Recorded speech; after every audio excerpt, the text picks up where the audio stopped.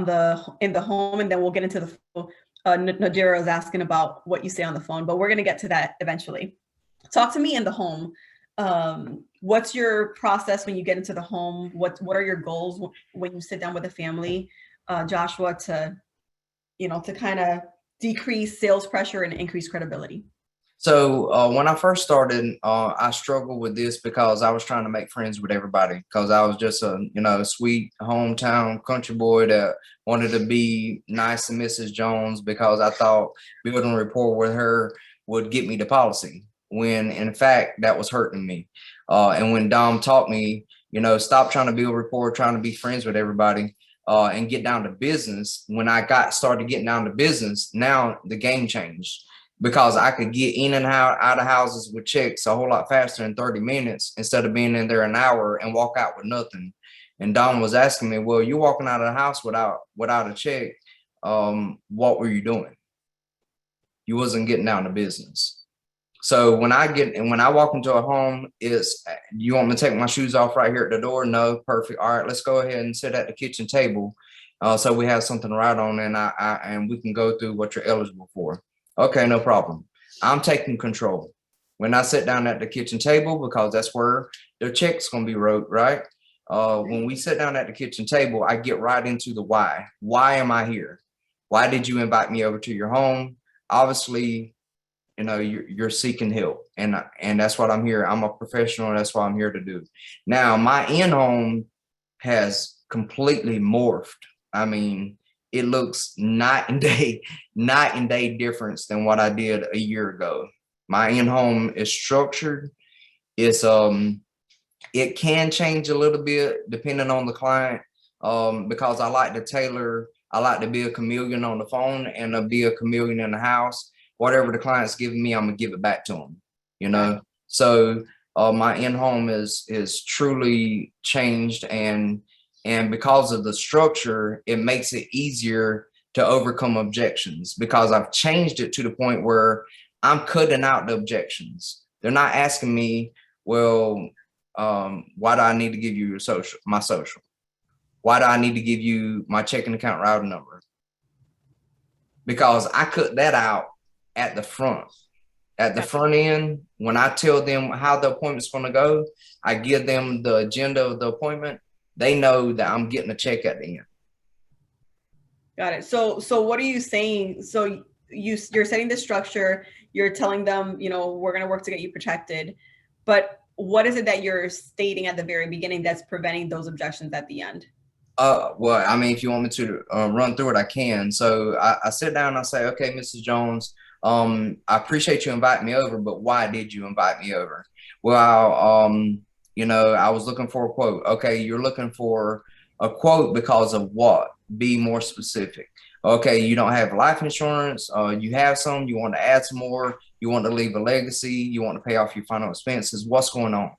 No, I don't have any life insurance. Okay, and I write on the paper a big 0, no life insurance, and I make sure that they see me very visible on the lead.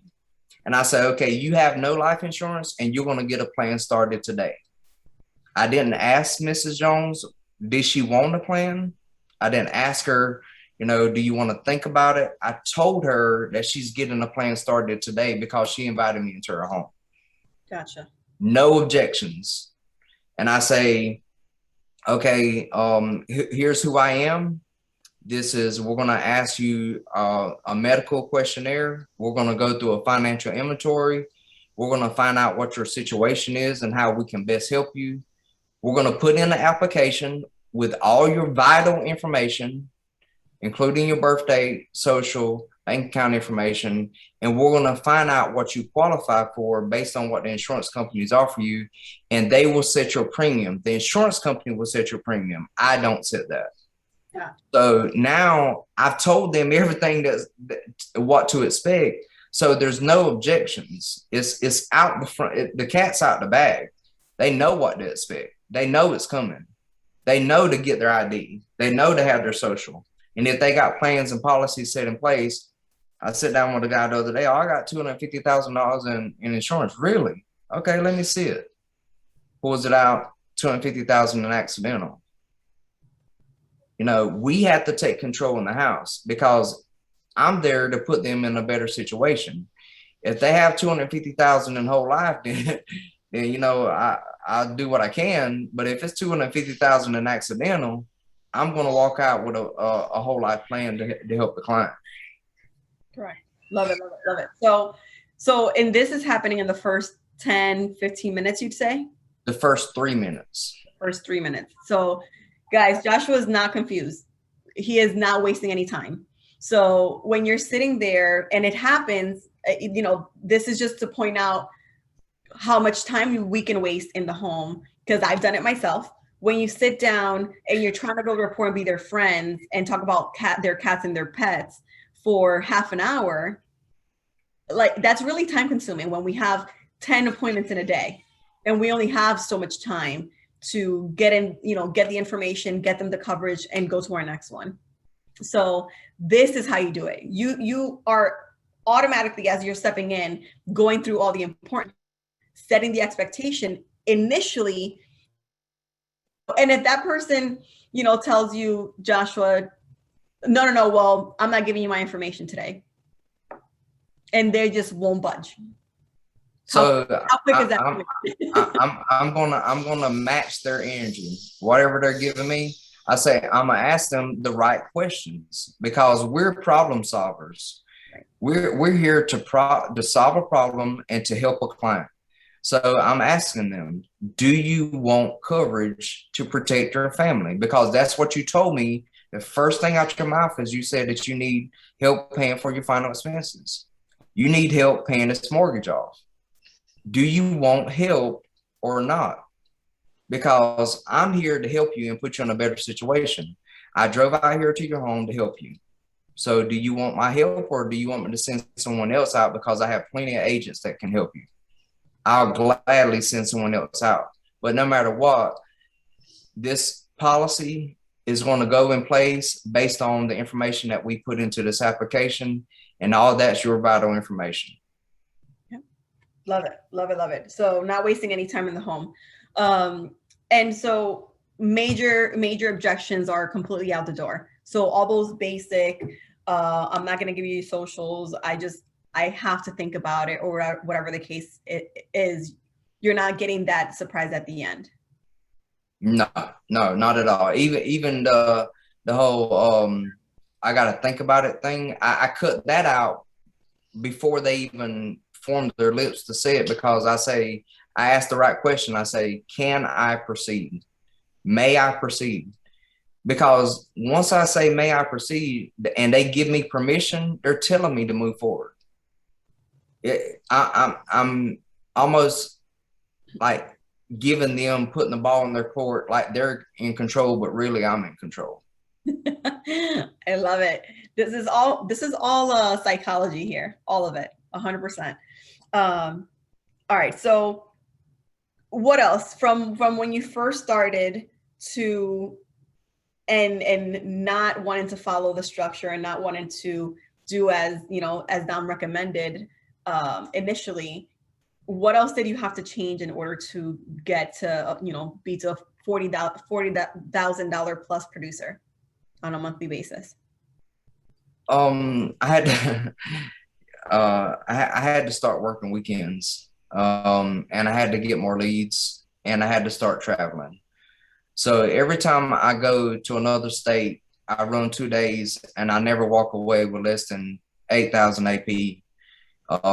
If you want to go to the next level, you got to lock down mortgage counties, you got to travel, and you got to work weekends. Those are a must. Those 3 things are a must. You can go from 15, 20,000 a month to 40, 50,000 a month easily. Mm-hmm.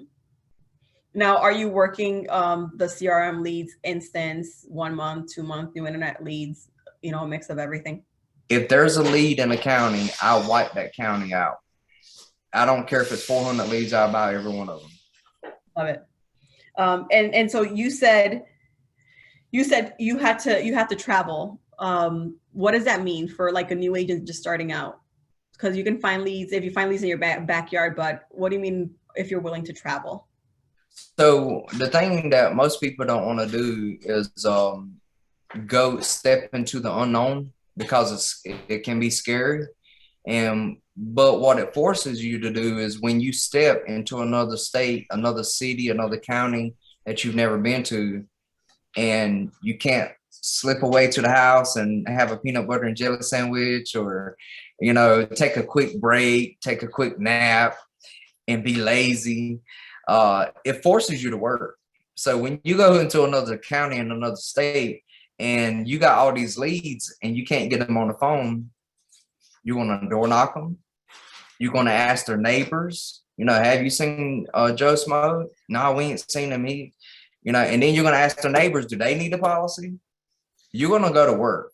You're gonna hit up local establishments, brick and mortar. I go and I look to hire new agents, and then I drop mortgage leads in certain counties, and I look to hire new agents to take those mortgage leads over. So it forces you to literally go to work. It forces you to go to work when you travel, because you're not traveling for vacation. This is not a vacay. This is not a pleasure trip. This is the work, help families and make money. That's right. And John just asked, so do you make your appointments, book your appointments before you actually travel there, or how do you do it? That's a great question, but I really play that by ear. So it depends on where I'm going and how long I plan on staying. What I learned from other top producers like Luke Bohach, Easton Patton. I've heard them guys say, when I fly out, it's a one-way trip. When I get there and I book my appointments in the hotel, if I don't maximize those leads, I'm not coming home until I see a return on my investment. Then one way back. Got it. I love that. And I've heard Easton say that. And because if you go out and you have and the first couple of days just it went okay, they just didn't go as planned, they typically stay another day or two and just finish it off, use that time that they have no shows or so on and so forth, and they pack their next couple of days with appointments as well. Right. So Liz, I want to say something that you do all the time, and as you guys, new agents, as you see, top producers always reference other top producers. You will never see us reference ourselves. We're always going to reference other top producers because all top producers say it's the same story. The system works.